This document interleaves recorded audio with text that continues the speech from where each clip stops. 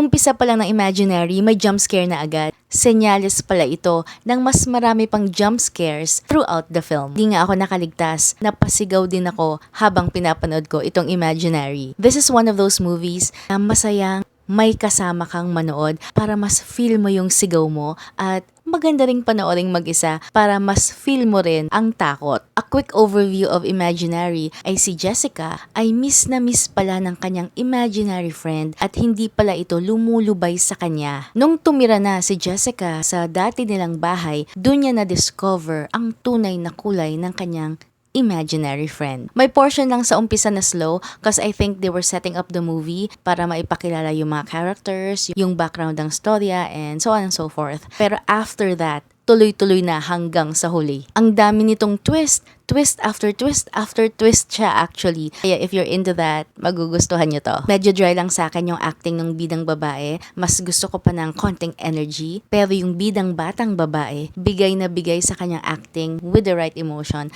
Ang galing-galing niya dito. Overall, I enjoyed Imaginary and I'm happy na na-invite ako na manood ng advanced screening nito dito sa Pilipinas.